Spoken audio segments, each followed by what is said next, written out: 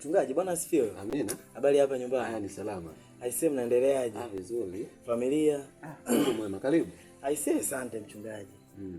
Bwana nikasema kwamba nikupigie simu. Hapana, ngoja nimfuate tu moja kwa moja kwake. Ndio. Bwana mchungaji, mimi nimekuja na shida moja. Shida gani? Mchungaji, mwaka huu wachawi wameniandama. Wachawi? Wachawi wameniandama baba, hakuna mfano. Oh. Kipindi kile ambacho nimekuja kuokoka kwa kwenye kanisa lako, nilikwambia wazi kabisa ya kwamba bwana, mimi hapa wachawi ilifika stage walikuwa wanavaa nguo zangu, wakienda kuanga huko walikuwa wanajua ni mimi. Asubuhi zinarudi hizo nguo zimechafuka kabisa. Nisipofua makerero. Hilo si tuliombaga, kwani bado vinaendelea? Hilo naona likali limepungua. Sasa wakahamia kwenye boxer zangu. Wanavaa? Sio kuvaa tu. Wakifanyia ujinga wao huko, nisipozifua kesi.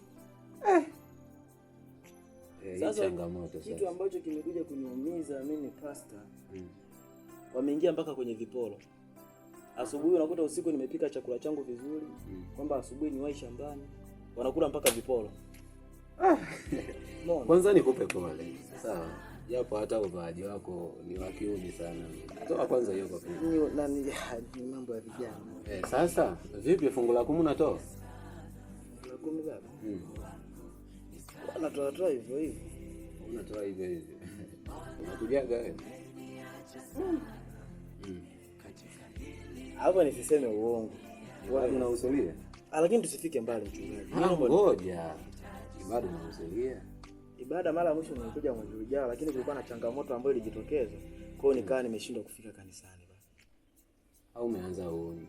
Hapana. Toka nilishaachaga hayo mambo. Pia nikupe misingi. Kama hao mabwana wamefikia hiyo stage, sawa? Ujue hali ni mbaya. Kwa hiyo jambo la msingi, kalete unga. Sawa? Unga? Wewe unakaa kwangu. Sawa? Pesa zitakuwa zinakaa kwangu, unaona? Wewe mimi nitakuwa nakuombea tu kipata.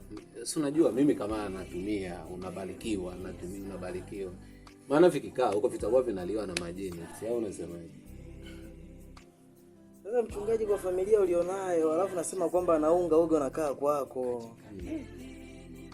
Sasa naona tu ni bora niendelee kula na wachawi huko. Wachawi wenyewe unajua ni wa kawaida tu. Lakini sijaongea kwa ubaya baba.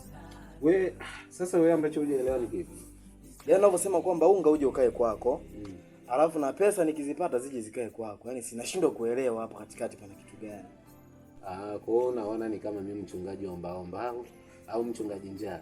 Hapana, yaani wewe ndio umeongea hivyo baba. Sasa wewe kama hutaki, sawa, endelea kula na mizimu. Sawa? Alafu ikifika wakati usipokaa vizuri utaolewa.